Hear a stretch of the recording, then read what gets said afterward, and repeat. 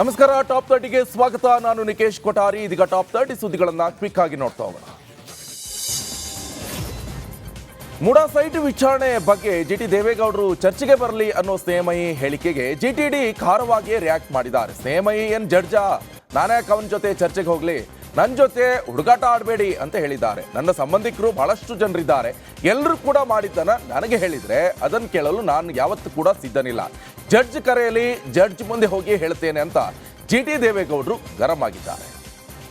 ಅಕ್ರಮವಾಗಿದ್ರೆ ಅಕ್ರಮ ಅಲ್ಲ ಅಂತ ನೀವು ಪ್ರೂವ್ ಮಾಡೋದಿದ್ರೆ ನೇರ ಚರ್ಚೆಗೆ ಬರಲಿ, ನಾನು ಒಟ್ಟಿಗೆ ಪ್ರೂವ್ ಮಾಡ್ತೀನಿ. ಯಾರ ಜೊತೆ ಚರ್ಚೆ ಮಾಡಬೇಕು? ಜಡ್ಜಾ ನೋಟಿಸ್ ಕೊಟ್ಟಿದ್ದೆ ನನಗೆ ಹೋಗಕ್ಕೆ. ಅವ್ನು ಹೇಳಲಿ, ನನ್ನ ಎಲ್ಲಿ ತಪ್ಪು ಮಾಡೋರು ಅಂತ ಹೇಳ್ಬಿಡ್ಲಿ. ಜಿ ಟಿ ದೇವೇಗೌಡರು ಹಿಂಗೆ ಮಾಡೋರೆ ಇಂಥ ತಪ್ಪ ಅಂತ ಹೇಳಲಿ. ಅಕ್ಕನ ಮಕ್ಕಳು, ತಂಗಿ ಮಕ್ಕಳು ಬೇಕಾದಷ್ಟು ಜನ ಇದ್ದಾರೆ. ಏನು ನಾನು ಜಿ ಟಿ ದೇವೇಗೌಡ ಗೊತ್ತಾ ಎದುರ್ಕೊಳ್ಳೋಕ್ಕೆ? ಜಿ ಟಿ ದೇವೇಗೌಡ ಅವನ ಮುಂದೆ ನಾನು ಹೋಗ್ಬೇಕಾ? ಯಾಕೆ ಏನಾಗಿದ್ದಾನೆ? ಜಡ್ಜಾ ಇವನು ಹೋಗ್ಬೇಕು ಕೋರ್ಟ್ಗೆ. ಜಡ್ಜು ನನಗೆ ನೋಟಿಸ್ ಕೊಡಬೇಕು. ಅಲ್ಲೋಗಿ ಹೇಳೋದು, ಇವನ ಮುಂದೆ ಯಾರೋ ಹೇಳಿ. ರಾಜ್ಯಾದ್ಯಂತ ವಕ್ಫ್ ವಿರುದ್ಧ ಹೋರಾಟ ಜೋರಾಗಿದ್ದು ಬೀದರ್ನ ಚಟ್ನಳ್ಳಿಗೆ ಬಿಜೆಪಿ ನಿಯೋಗ ಭೇಟಿಯನ್ನು ಕೊಟ್ಟಿತ್ತು. ವಕ್ಫ್ ಹಟಾವೋ ದೇಶ್ ಬಚಾವೋ ಹೆಸರಿನಲ್ಲಿ ಚಟ್ನಳ್ಳಿಯ ಪಾಂಡುರಂಗ ವಿಠಲ ದೇಗುಲದ ಆವರಣದಲ್ಲಿ ಜಾಗೃತಿ ಕಾರ್ಯಕ್ರಮ ನಡೆಸಲಾಯಿತು. ಇನ್ನು ಈ ಕಾರ್ಯಕ್ರಮದಲ್ಲಿ ಮಾಜಿ ಸಚಿವ ಕುಮಾರ್ ಬಂಗಾರಪ್ಪ, ಬಿಜೆಪಿ ಮುಖಂಡ ಈಶ್ವರ್ ಸಿಂಗ್ ಠಾಕೂರ್, ಜೆಡಿಎಸ್ ಮುಖಂಡ ಎನ್ಆರ್ ಸಂತೋಷ್, ಬಿಜೆಪಿ ಮುಖಂಡ ಭರತ್ ಸೇರಿದಂತೆ 10 ಹಲವು ನಾಯಕರು ಭಾಗಿಯಾಗಿದ್ದರು.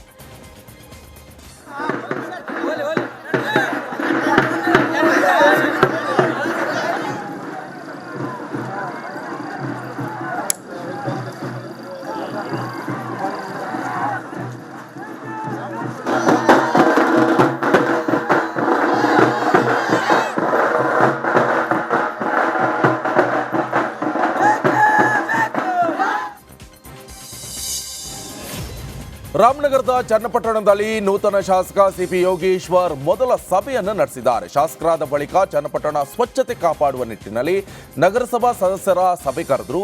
ನಗರಸಭಾ ಸಭಾಂಗಣದಲ್ಲಿ ನಡೆದ ಸಭೆಯಲ್ಲಿ ನಗರಸಭೆ ಸದಸ್ಯರು, ಅಧಿಕಾರಿಗಳು ಭಾಗಿಯಾಗಿದ್ದರು. ಎಚ್.ಡಿ. ದೇವೇಗೌಡರು ನನ್ನನ್ನು ಉಪಚುನಾವಣೆ ಪ್ರಚಾರಕ್ಕೆ ಕರೆದಿದ್ದೇನೆ ಅಂತ ಹೇಳಿ ಅಂದೇ ನಾನು ರಾಜಕಾರಣವನ್ನ ಬಿಟ್ಟು ಬಿಡ್ತೀನಿ ಅಂತ ಸವಾಲು ಹಾಕಿದ್ದಾರೆ. ಸಾರಾ ಮಹೇಶ್ ಹೇಳಿಕೆಗೆ ತಿರುಗೇಟನ್ನು ನೀಡಿದ ಜಿಟಿಡಿ ಅವರು ಸಾರಾ ಮಹೇಶ್ ಸುಮ್ಮನೆ ಸುಳ್ಳು ಹೇಳುವುದನ್ನು ನಿಲ್ಲಿಸಬೇಕು. ಸುಳ್ಳು ಹೇಳಿಕೊಂಡು ಚಾಮುಂಡಿ ಬೆಟ್ಟಕ್ಕೆ ಬಾ, ಅಲ್ಲಿಗೆ ಬಾ ಅಂದ್ರೆ ಹೋಗಲಾಗುತ್ತಾ?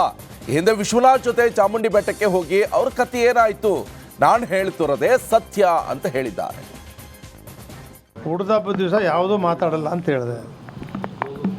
ಅವರು ಒಂದು ಮಾತು ಹೇಳಿದ್ದಾರೆ, ರಾಷ್ಟ್ರೀಯ ಅಧ್ಯಕ್ಷರು ಎಚ್.ಡಿ. ದೇವೇಗೌಡರು ಕರೆದಿದ್ದಾರೆ ಅಂತ. ದೇವೇಗೌಡರು ನಾನು ಜಿ ಟಿ ದೇವೇಗೌಡರು ಮಾತಾಡಿ ಬಾಪ ಚುನಾವಣೆಗೆ ಅಂತ ಕರೆದಿದ್ದೆ ಅಂತ ಹೇಳ್ಬಿಡ್ಲಿ. ಅವರು ರಾಜಕೀಯದಿಂದ ಇವತ್ತೇ ರಿಟೈರ್ ಆಗ್ಬಿಡ್ತೀನಿ. ಅವ್ರು ಫೋನ್ ಮಾಡಿ ಮಾತಾಡಿದರೆ ದೇವೇಗೌಡರು ಮಾತಾಡಿದ್ದೀನಿ ಅಂತ ದೇವೇಗೌಡರು ಹೇಳಿದರೆ ಇವತ್ತೇ ರಾಜಕೀಯದಿಂದ ರಿಟೈರ್ ಆಗಕ್ಕೆ ರೆಡಿ. ಜಿ ಟಿ ದೇವೇಗೌಡನ ಕರೆದೇ ಮಾತಾಡಿದೆ ಅಂತೇಳಿ ಇವೆಲ್ಲ ಸುಮ್ಮನೆ ಯಾವ್ಯಾವುದನ್ನು ಕೂಡ ಯಾವುದೋ ತಿಳಿದೆ. ದೊಡ್ಡವರು ಇದ್ದಾರೆ ದೇವೇಗೌಡರು, ಅವ್ರು ಏನೇ ಮಾಡೋದು ಸುಳ್ಳು ಹೇಳೋಕ್ಕಾಗಲ್ಲ, ಅವ್ರಿಗೆ ಸುಳ್ಳು ಹೇಳ್ಸೋಕ್ಕಾಗಲ್ಲ. ಅವ್ರು ನನ್ನ ಜೊತೆ ಮಾತಾಡಿಲ್ಲ. ಅವ್ರು ಮಾತಾಡಿದ್ದು ಯಾವಾಗ? ಬೇರೆ ಯಾವುದೋ ಸಂದರ್ಭದಲ್ಲಿ ನನಗೆ ಹುಷಾರಿಲ್ಲಪ್ಪ, ಒಂದು 10 ನಿಮಿಷ ಬಂದು ಮಾತಾಡ್ಕೊಂಡು ಹೋಗಪ್ಪ ಅಂತ ಹಿಂದೆ ಹೇಳಿದರು. ಬೈ ಎಲೆಕ್ಷನ್ಗಿಂತ ಮುಂಚೆ ಇನ್ನೂ 1 ತಿಂಗಳು 1.5 ತಿಂಗಳು ಮುಂಚೆ ಬಂದು ಮಾತಾಡ್ಕೊಂಡು ಹೋಗಪ್ಪ ಅಂದರು. ಇನ್ನು ಜಿಟಿ ದೇವೇಗೌಡರ ಹುಟ್ಟುಹಬ್ಬ ಹಿನ್ನೆಲೆ ಸಿಎಂ ಇಬ್ರಾಹಿಂ ಭೇಟಿಯಾಗಿ ಶುಭಾಶಯವನ್ನ ಕೋರಿದ್ದಾರೆ. ಬಳಿಕ ಮಾತನಾಡಿದ ಜಿಟಿ ದೇವೇಗೌಡ ಸಿಎಂ ಇಬ್ರಾಹಿಂ ಅವರ ಪಕ್ಷ ಸ್ಥಾಪನೆ ಬಗ್ಗೆ ಮಾತನಾಡಿದರು. ಸಿಎಂ ಇಬ್ರಾಹಿಂಗೆ ಪ್ರತ್ಯೇಕ ಪ್ರಾದೇಶಿಕ ಪಕ್ಷ ಕಟ್ಟುವ ಉತ್ಸಾಹ ಇದೆ, ಅದನ್ನ ನನ್ನ ಬಳಿ ಹೇಳ್ಕೊಂಡಿದ್ದಾರೆ. ಶಾಸಕರನ್ನ ಕಟ್ಟಿಕೊಂಡು ಪಕ್ಷಗಳನ್ನ ಕಟ್ಟಲು ಆಗಲ್ಲ, ಪಕ್ಷ ಕಟ್ಟಲು ಕಾರ್ಯಕರ್ತರು ಬೇಕು ಅಂತ ಹೇಳಿದ್ದಾರೆ. ಇಲ್ಲ, ಅವರು ಏನು ಹೇಳ್ತಾರೆ ಅಂದರೆ ಭಾರತೀಯ ಜನತಾ ಪಕ್ಷ, JDS ಪಕ್ಷ, ಕಾಂಗ್ರೆಸ್ ಪಕ್ಷ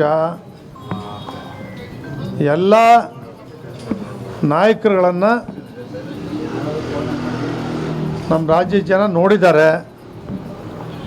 ನನಗೆ ಒಂದು ಬೇರೆ ಒಂದು ಪ್ರಾದೇಶಿಕ ಪಕ್ಷವನ್ನು ಹೊಸದಾಗಿ ಕಟ್ಟಬೇಕು, ನಮ್ಮ ಜನರೆಲ್ಲರೂ ಕೂಡ ಒತ್ತಡ ಇದೆ, ಒಂದು ಪ್ರಾದೇಶಿಕ ಪಕ್ಷವನ್ನು ಕಟ್ಟಬೇಕು ಅಂತಕ್ಕಂಥ ಮನಸ್ಸು ನನಗಿದೆ.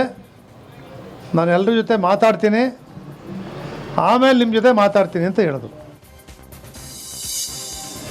ಇನ್ನು ಹುಟ್ಟುಹಬ್ಬ ಹಿನ್ನೆಲೆ ಶಾಸಕ ಜಿಟಿ ದೇವೇಗೌಡ ಅವರನ್ನ ಮಾಜಿ ಡಿಸಿಎಂ ಅಶ್ವಥ್ ನಾರಾಯಣ್ ಭೇಟಿಯಾಗಿದ್ದಾರೆ. ಮೈಸೂರಿನ ಜಲದರ್ಶಿನಿ ಅತಿಥಿ ಗೃಹದಲ್ಲಿ ಜಿಟಿಡಿ ಅವರನ್ನ ಭೇಟಿಯಾಗಿ ಹುಟ್ಟುಹಬ್ಬದ ಶುಭಾಶಯನ್ನ ಕೋರಿದ್ದಾರೆ. ಈ ವೇಳೆ ಅಶ್ವಥ್ ನಾರಾಯಣ್ಗೆ ಬಿಜೆಪಿ ನಗರಾಧ್ಯಕ್ಷ ಎಲ್ ನಾಗೇಂದ್ರ ಸಾಥನ್ನ ಕೊಟ್ಟಿದ್ದಾರೆ.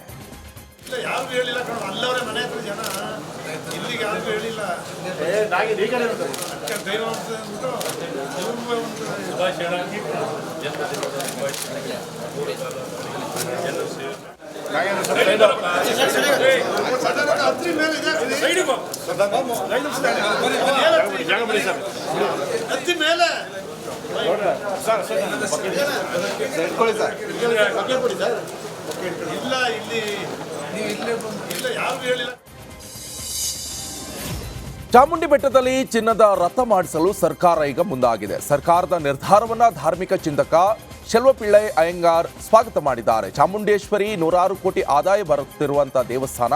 ಅಂತಹ ದೇವಸ್ಥಾನದಲ್ಲಿ ಸ್ವರ್ಣ ರಥ ಇದ್ರೆ ದೇವಾಲಯಕ್ಕೂ ಕೂಡ ಒಳ್ಳೆಯದು, ಭಕ್ತರಿಗೂ ಕೂಡ ಖುಷಿ ಆಗುತ್ತೆ, ಇನ್ನು ದೇವಾಲಯಕ್ಕೂ ಆದಾಯ ಬರುತ್ತೆ ಅಂತ ಹೇಳಿದ್ದಾರೆ.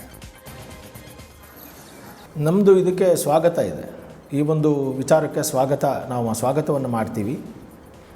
ಅದರಿಂದ ಯಾಕೆ ಅಂತಂದರೆ ಒಂದು ದೇವಿ, ನಾಡದೇವಿ ಮತ್ತು ನೂರಾರು ಕೋಟಿ ಆದಾಯಗಳು ಬರ್ತಾ ಇರುವಂತಹ ಒಂದು ದೇವಸ್ಥಾನ. ಆ ದೇವಸ್ಥಾನಕ್ಕೆ ಲಕ್ಷಾಂತರ ಮಂದಿ ಭೇಟಿ ಕೊಡ್ತಾರೆ. ಅಂತಹ ದೇವಸ್ಥಾನದಲ್ಲಿ ಒಂದು ಸ್ವರ್ಣ ರಥ ಇದ್ದರೆ ಯಾರಾದರೂ ಆಸೆ ಪಟ್ಟರೆ ಉತ್ಸವಗಳನ್ನು ಮಾಡಿಸೋದಕ್ಕೆ, ರಥೋತ್ಸವವನ್ನು ಮಾಡಿಸೋದಕ್ಕೆ ಆಸೆ ಪಟ್ಟರೆ ಅದರಲ್ಲಿ ಒಂದು ಚಿನ್ನದ ರಥದಲ್ಲಿ ಈ ಒಂದು ಏನು ಉತ್ಸವವನ್ನು ನಡೆಸಬಹುದು. ಆರ್ಜಿತ ರಥೋತ್ಸವ ಅಂತ ಕರೀತಾರೆ. ಅಂದರೆ ಭಕ್ತಾದಿಗಳು ಬೇಡಿಕೊಂಡು ಮಾಡುವಂತಹ ರಥೋತ್ಸವ ಖಂಡಿತವಾಗಿಯೂ ಇನ್ನಷ್ಟು ದೇವಾಲಯಕ್ಕೂ ಒಳ್ಳೆಯದು ಮತ್ತು ಭಕ್ತರಿಗೂ ಸಂತೋಷ ಆಗುತ್ತೆ, ಆದಾಯವೂ ಕೂಡ ದೇವಾಲಯಕ್ಕೆ ಬರುತ್ತೆ. ಇದು ನಮ್ಮ ಅಭಿಪ್ರಾಯ. ಧಾರವಾಡದಲ್ಲಿ ಹಿಂದಿ ಭಾಷಾ ಹೇರಿಕೆ ವಿರುದ್ಧ ಹಿರಿಯ ಸಾಹಿತಿ ಡಾಕ್ಟರ್ ಚಂದ್ರಶೇಖರ ಕಂಬಾರ ಪರೋಕ್ಷವಾಗಿ ವಾಗ್ದಾಳಿ ನಡೆಸಿದ್ದಾರೆ. ಧರೆಗೆ ದೊಡ್ಡವರು ಕಾರ್ಯಕ್ರಮದಲ್ಲಿ ಕೇಂದ್ರದ ವಿರುದ್ಧ ಪರೋಕ್ಷವಾಗಿ ಮಾತನಾಡಿದರು. ಕನ್ನಡ ಬಳಸೋವರೆಗೂ ಕನ್ನಡಕ್ಕೆ ಏನು ಸಮಸ್ಯೆ ಇಲ್ಲ, ಆದರೆ ಹಠ ಹಿಡಿದು ಕನ್ನಡ ಮಾತನಾಡಬೇಕು, ಕನ್ನಡ ಮಾತನಾಡುವಾಗ ಸಿಗುವಷ್ಟು ಸಮಾಧಾನ ಬೇರೆ ಭಾಷೆ ಮಾತನಾಡಿದಾಗ ಸಿಗೋದಿಲ್ಲ. ಕನ್ನಡಕ್ಕೆ ಇರೋ ಸಾಮರ್ಥ್ಯ ಭಾರತದ ಅನೇಕ ಭಾಷೆಗಳಿಗೆಲ್ಲ. ಇನ್ನು ಕೇಂದ್ರದ 3 ಸಂಸ್ಥೆಗಳಿಗೆ ಅಧ್ಯಕ್ಷನಾದವನು ನಾನು. ಸಾಹಿತ್ಯ ಅಕಾಡೆಮಿ, ನಾಟಕ ಸಂಗೀತ ಅಕಾಡೆಮಿ ಹಾಗೂ NSDಗೆ ಅಧ್ಯಕ್ಷನಾಗಿದ್ದೆ. ಆಗ ನನಗೆ ಹಿಂದಿ ಮಾತನಾಡಬೇಕು ಅನಿಸಿಲ್ಲ, ಕನ್ನಡ ಬಿಟ್ಟು ಬೇರೆ ಭಾಷೆ ಮಾತನಾಡಿಲ್ಲ ಅಂತ ವಾಗ್ಬಾಣ ಬಿಟ್ಟರು. ನಮ್ಮ ಕನ್ನಡಕ್ಕೆ ಇರುವಷ್ಟು ಸಾಮರ್ಥ್ಯ ಬೇರೆ ಅನೇಕ ಭಾಷೆಗಳಲ್ಲಿ ಇಲ್ಲ.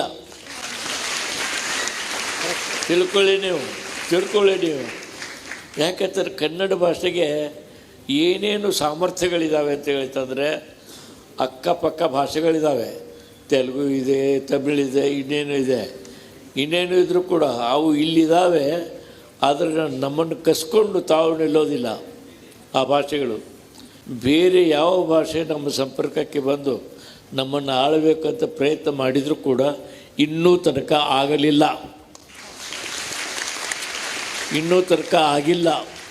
ಸರ್ಕಾರದವ್ರು ಏನೇನೋ ಮಾಡ್ತಾಯಿದ್ದಾರೆ. ಸರ್ಕಾರದವ್ರು ಏನು ಮಾಡಿದರೂ ಕೂಡ ಜನ ಬಿಡ್ತಾ ಇಲ್ಲ. ಕನ್ನಡದ ಜನ ಭಾಳ ದೊಡ್ಡವರು, ಸರ್ಕಾರಕ್ಕಿಂತ ದೊಡ್ಡವರು. ನಮ್ಮ ಭಾಷೆ ಬಹುಬೇಗ ಎಲ್ಲ ಭಾಷೆಗಳಿಗಿಂತ ಉತ್ತಮವಾಗ್ತದೆ. ನೋಡ್ತಾ ಇರಿ, ಏನಾಗಿದೆ, ಅವರೇನು ಬಂದು ನಮ್ಮ ಬಾಯಿ